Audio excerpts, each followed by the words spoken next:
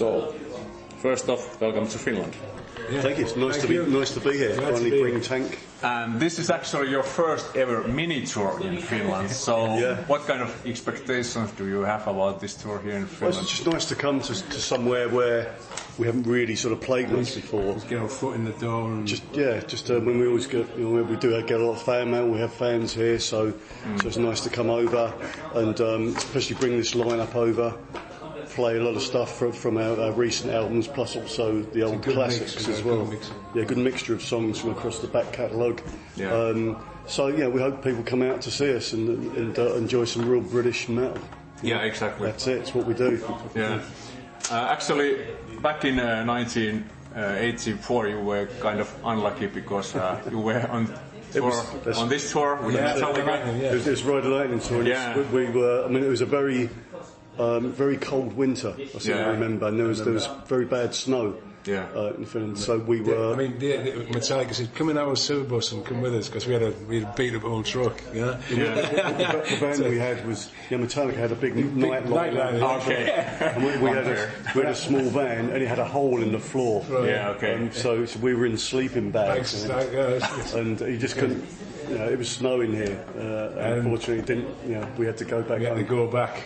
Really? Yeah, so the road manager wouldn't let us go as well. It was just we just weren't equipped to go through snow. Yeah. So you didn't continue this touring with Metallica? We went. The last show was in the Lyceum at London just after that, wasn't it? Yeah, it was like the full European tour, just everything except for Finland. Okay. So we missed out on that. Okay. So did you get your van fixed in Sweden, or did you change your van, or what? We got the tyres changed a few times. So I think the last show of the tour was in London anyway. So So that was with Bernie Tormey was growing up as well. Yeah. It was Metallica, Tank, and Bernie Tormey. Oh yeah. It's a shame he's dead now. Yeah. Lovely bloke he was. Yeah. Actually, back in the day, you did quite significant tours with Judas Priest, Saxon, and Motorhead. And, So, can you actually tell what was actually that highlight for you guys when you were supporting these big names? I guess it's always good when you tour with these bigger names that you're doing bigger venues. And it's just touring on a nicer level, so you get the bigger stage with a better sound system. Put a better show on. So you can really get up there and do the job properly. Obviously, playing to more people so they can hear your music if they've never heard you before. It's just a nice way of doing it, but. We always go back to. I mean, just this weekend, just gone. Small clubs, we're back to small shitholes. But you can call them by number. That's it. But it's different. They're fucking toilets, right? That's the way it goes. I mean, sometimes in some territories where you're bigger, you get to play bigger places. And it's good to play the cross section. Keeps your feet on the ground as well. It's still nice. I mean, it's a good feeling playing to a small club when the people are in front of you. It's going. It's a good vibe. Still good. These gigs in the middle of the week are kind of like this, so you never know how many people are. It's always difficult. It's difficult.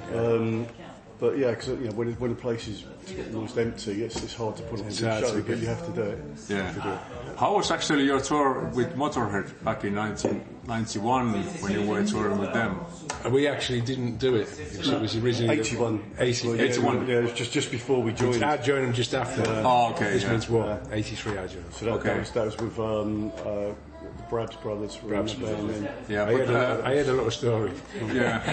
But actually, Tank and Motorhead, they had the same manager. Jack Smith, It was a Motorhead, Girl School, Tank. Vardis, Hawkwind, it was all that kind of stuff. Okay. So there was always like a bit of a punk sort of edge to the management side of things. But you guys have played a lot with Motorhead. I mean, we played.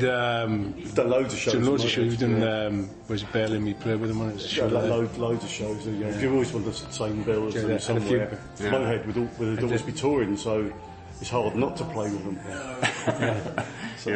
It seems the next part of the cabin. Again, it's a shame that they're gone. That's gone now. Yeah, how was actually Lemmy treating you guys when you were, He's doing always, shows? he was a gentleman, yeah. He's always great fun. I've had a million beer with him, and Fast Eddie as well. Yeah. And Lemmy was a cool guy. I mean, we've known him for a long time. Well, it was an unknown thing. I actually auditioned for him. okay. Yeah. All right. Yeah, that was. Didn't get the job. I didn't get the job though. I'd have been dead now. Yeah, but I think Lemmy had less these sober moments than But he wasn't really. I mean, everyone saying he's like a real rock and roll guy, but he wasn't. No. I mean, if he was in a bar, he'd just be playing on the machine, the fruit machine, or having a few drinks. But he wasn't like a wild man. He's not wild. He's just a very nice steady, guy, very quiet, steady drink and just mind his own business. Mind his business. Yeah. So he wasn't like partying, going crazy. He never did that. Yeah.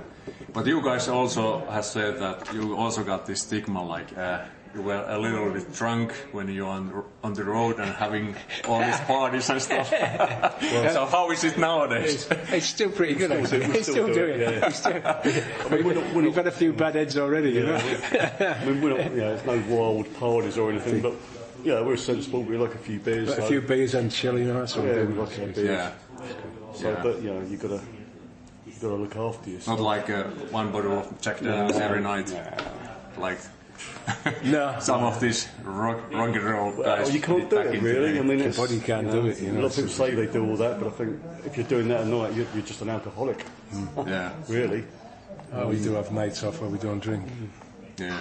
Okay, if we go back to this current time, you are also having this Reignition new album coming out with all these remakes of all the Tank classics from the first 4 Tank albums. Yeah. So how was it actually making this album? Where the idea actually Okay, we were just kind of talking. Just talking about this was like about a year and a half ago. We were in a tour bus coming up with Vibe. And we got David in. He was sounding so good on the old stuff. We thought, well, maybe David Reading, and it's given the band a total higher edge now. And a lot of the old songs are still in the set, but when you obviously we play them in a different sort of way now, a bit more energy, different sounds. So when you listen to the old original recordings, they do sound very dated. But it's still great. They're classic recordings, but we thought, well, because if we play them now, they're not going to sound anything like those originals. I mean, those originals will always be there. We thought, let's re-record some stuff, updated sound, better production. And it's like it's a showcase for the two of what we're doing now. And That's we're just doing virtually the same set. We love playing those songs, and we chose. We thought let's do it from the first 4 albums there. So we took a cross section from them, and it's again quite a low budget album. We still kept that energy in now. We're still just 2 guitars, bass, drums, vocals. Not many overdubs or anything like that. Straight down the line. Yeah. So and it sounds pretty raw. Yeah. So it's good. Do you think you sort of get this more metallic vibe injected? Yeah, Those that's it, old Tank classics. Exactly. So much making more it a little bit more modern. Exactly. Yeah, much bigger. Your big drum sound. Guitars. So and I think it showcases the songs really well. It's given them a lift, you know. Yeah. Sounds good.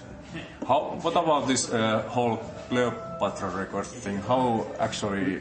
What? Sorry, Cleopatra. Oh, Cleopatra. Yeah. How did you sign with this label instead of some European label, for example? It's one of the main guys at Cleopatra is a really good friend of mine.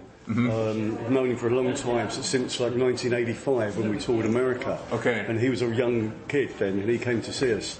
And I kept in touch with him ever since then. Wow, that's cool. And now he's one of the top guys at Cleopatra. Yeah. So we thought, let's just go. Let's try a different label. We still have a deal with Metal Mind Productions, the Polish label. So our next studio album will be on Metal Mind. Okay. But this one is on Cleopatra. So we thought let's just try an American label, which will help us get to America as well. Yeah. It's actually pretty tough to order that CD from there because I know. It's too expensive. It's double the price. That's right. I spoke to them about that. There should now be links to European outlets there. That should be on there. I think this week. Okay. I'll check up on that. Way better, I think. Oh yeah, it's too expensive. Yes. Yeah. But no, it'd be because they were actually manufacturing them in America and they were shipping them over. So there'll be the Amazon links and everything over here soon. Yeah.